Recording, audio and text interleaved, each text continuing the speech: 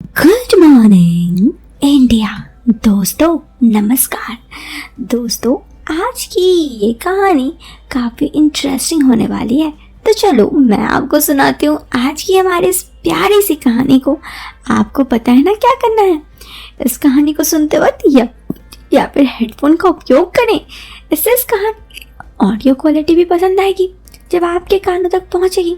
चलिए अब इस कहानी को शुरू करते हैं। दोस्तों मेरा नाम गायत्री, मैं बाड़मेर राजस्थान से हूँ। तो बात आज से कुछ सालों पहले की है। उस वक्त मेरी उम्र 23 साल थी। मेरा बीए हो गया था और घर से सरकारी नौकरी का एग्ज़ाम की तैयारी कर रही थी। मैं गोरी तो नहीं, लेकिन मेरा फेस कट अच्छा है, इसलिए मैं सांवली होने पर भी अच्छी दिखती हूँ, स्लिम, और मेरी हाइट भी अच्छी है। मम्मी पापा दोनों टीचर हैं, एक भाई है जो भी पढ़ता है। मम्मी तो स्कूल रहती है, इसलिए घर पर अधिकतर कामों में मैं ही करती हूँ। ये बात तब की है जब बीए का एग्ज़ाम ख़त्म हुआ था। 23 साल की थी मैं उस वक्त। हमारा मकान 2 मंजिला है, नीचे हम रहते हैं और ऊपर का हिस्सा किराए पर दे रखा है। ऊपर 2 रूम है जो एक ही पूरे फ्लैट के जैसा है। ऊपर वाले हिस्से पर 2 लड़के रहते हैं, कमलेश और राज। उन दोनों की उम्र 23 साल 27-28 की हुई होगी। उन दोनों की पढ़ाई हो चुकी है। उनमें से एक जॉब करता है और एक ऐसे ही एग्ज़ाम की तैयारी करता है।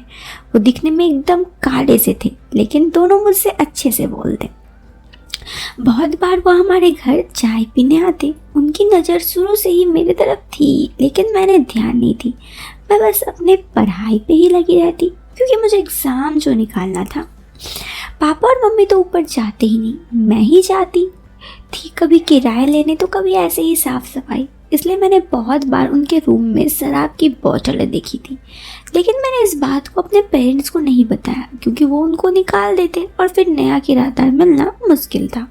मैं उनके रूम पर लड़की लाते हुए देखी थी, लेकिन मैं ये सब इग्नोर कर दी थी, घर वालों को नहीं बोला। फिर मैंने एक दिन घर को जाते हुए देखा, तो मैं ऊपर गई और खिड़की से देखा। मैंने देखा कि अंदर कमलेश था और उसने उस लड़की को कमरे में अंदर आते ही गेट लगा दिया। वे दोनों बातें करने लगे। फिर कमलेश ने उस लड़की की तरफ कहा, मैं तुमसे मिलने को कब से तैयार था, तुम आ ही नहीं रही थी। तो उस लड़की ने कहा कि क्या करती, मुझे डर भी था। दोस्तों ये सब कुछ मैं खिड़की से छुप छुप के देख रही थी। वैसे तो मुझे ये सब चीज़ नहीं देखना चाहिए था, लेकिन मैं देख रही थी, मुझे अच्छा लग रहा था और मैं ऐसे ही देखने लगी। फिर मैं जल्दी से वहाँ से निकल गई। फिर नीचे गई और उन सब चीज़ों के बारे में सोचने लगी और दिन भर मेरे दिमाग में यही सब चलता रहा। फिर ध्यान आया कि ये मैं क्या कर रही हूँ, उसने मुझे क्या लेने देना है। मैंने वो सब अपने दिमाग से निकाल दिया। थोड़ा दिन ऐसे ही गुजरे। फिर एक दिन गांव में मेरे चाचा की तबीयत अचानक खराब हो गई। मम्मी पापा को गांव जाना पड़ा। मैं और भाई दोनों यहीं रुके थे। ये बात सुनकर उन दोनों को मज़े हो गए। वे रोज़ किसी न किसी बहाने हमारे घर आने जाने लगे। मुझे फिर से वो सीन याद आया और वह मेरा मन अजीब ख्यालों में होने लगे। मम्मी पापा का फ़ोन आया और उनको अभी 1 हफ्ता और लगेगा। इधर वो दोनों रोज़ ही मेरे घर आने लगे। मैं उनसे अच्छे से बात करती। एक दिन सुबह मेरे भाई स्कूल गया था, तब वो दोनों आए। मैं उस वक्त किचन में थी। उनके हाथ में दूध का कप था। राज बोला, मेरे घर में गैस ख़त्म हो गया है, क्या आप यहाँ चाय बना सकते हैं? मैंने कहा ओके, पर ये सब क्यों लाए, मुझे ऐसे बोल देते, मैं ऐसे ही बना देती। मैंने देखा उनके चेहरे में अजीब सी मुस्कान थी। फिर कमलेश बोला, तुम्हारे यहाँ तो कभी ऐसे ही। ये दोनों बोलकर वो हंसने लगे। मैं उनकी बातें समझ गई, लेकिन मैं टालती रही। फिर मैंने बोला, तुम बैठो, मैं चाय बना कर लाती हूँ। उस समय मैंने ब्लैक ड्रेस पहना था जो रात में पहनी हुई थी, और इस वक्त मैं उन दोनों की बातें वो सब मेरे दिमाग में सोचने लगी। उनकी नज़र बार बार मेरे तरफ ही टिकी हुई थी। फिर मैं वहाँ से किचन आ गई और चाय बनाने लगी। इतने में राज वहाँ आया। मैंने कहा, तुम बैठो, मैं चाय लेकर आती हूँ, ठीक है? उसने बोला, कोई बात नहीं, मैं यही बातें भी कर लूँगा। फिर वो मुझसे पढ़ाई के बारे में बात करने लगा। मैंने भी उससे उसकी जॉब के बारे में पूछा। उसने बोला, अभी मैंने जॉब छोड़ दी है। अचानक उसने पूछा, गायत्री आपका बॉयफ्रेंड है?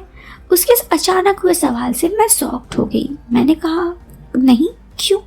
उसने बोला ये कैसे हो सकता? मैंने कहा ऐसा ही है। वो चुप हो गया। फिर मैंने बोला क्या तुम्हारी कोई गर्लफ्रेंड है? उसने बोली हमारी ऐसी किस्मत कहाँ। उसकी इस मायूसी भरी आवाज़ में मुझे हंसी आ गई और हम दोनों हंसने लगे। इतने में अचानक उसके पीछे से कमलेश आया और फिर कहा कि क्या हुआ? मैंने कहा ये क्या कर रहे हो? वो हंसने लगा। मैंने कहा प्लीज़ मुझे छोड़ दो, ये क्या कर रहे हो, अच्छा नहीं लग रहा है। फिर कहा तुम्हें प्यार कर रहा हूँ। उसने मेरे पास आकर कहा। तो मैंने कहा देखो ये सब अच्छी बात नहीं है। फिर मेरा मन भी कुछ और ही होने लगा। वो बोला गायत्री हम दोनों अच्छे हैं। मैंने कहा ये क्या बोल रहे हो? फिर वो बोला उस दिन तुम खिड़की से बड़े प्यार से मुझे देख रही थी। मैंने बोला किस दिन? वो बोली मैंने तुम्हें देख लिया था। मैं शर्म से नजरें झुका ली। मैंने कहा वो तो ऐसे ही ऊपर आई थी तो देख लिया, बस और कुछ नहीं। फिर राज बोला देखो गायत्री तुम अच्छी हो, तुम्हारी भी इच्छा होती है कि तुम्हारा भी कोई लाइफ हो, तुम्हारा कोई बॉयफ्रेंड हो, लेकिन ऐसा नहीं है तो तुम्हारा मन में तो ऐसे सवाल आते होंगे ना। इतने में राज आया और कहा कि सुनो देखो तुम्हारी भलाई इसी में है कि हम लोगों के साथ बातें सुन लो। मैं बोली देखो ये सब गलत है, प्लीज़ ऐसा मत करो।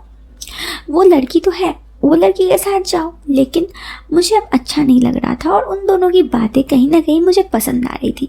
फिर कमलेश बोला कि देखो तुम्हारे दिमाग में भी ये सब है, मुझे पता है। फिर मैंने गैसें बंद कर दी और अब सब कुछ मेरे दिमाग में चल रहा था। मैंने उन्हें बोला ये बात तुम किसी को मत बोलना प्लीज़। राज बोला पागल हो क्या, हम क्यों भला किसी को बोलने जाएंगे। मैंने बोला ठीक है फिर चलो। उन दोनों ने कहा कि ठीक है मैं मेन गेट देखता हूँ। वो दोनों हंसने लगे और फिर मेन गेट देखा और उसके बाद हम लोग गए अपने कमरे पर, वहाँ पर बैठे और तब तक चाय, मैंने कहा कि रुको चाय ले आती हूँ। मैं उन दोनों से कहा कि 1 मिनट रुको। फिर मैं चाय लेकर आई और उसके बाद उन दोनों ने चाय पिया और फिर हम लोगों की थोड़ी ऐसी ही बातचीत हुई नॉर्मल सी। फिर उसने मुझे बताया कमलेश ने कि उस दिन जो लड़की थी वो उसकी गर्लफ्रेंड नहीं थी, बल्कि एक लड़की थी जो उसे ऐसे ही मिली थी। मैंने कहा मुझे वहाँ से नहीं देखना चाहिए था, ये मेरी गलती है, मैं मानती हूँ। इस पर उन्होंने कहा कोई बात नहीं और इस तरह हमारी थोड़ी बहुत नॉर्मल बातचीत हुई। मुझे कमलेश और राज में से राज सच में पहले से ही बहुत अच्छा लगता क्योंकि उसका बिहेवियर भी बहुत अच्छा था और वह जॉब भी करता था।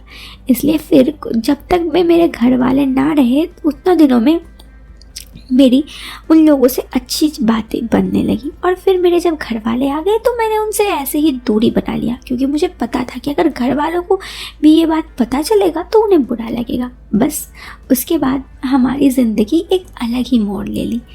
तो दोस्तों ये कहानी तो यहाँ पे ख़त्म हो जाती है। आपको ये कहानी कैसी लगती है कमेंट बॉक्स पे ज़रूर बताएं।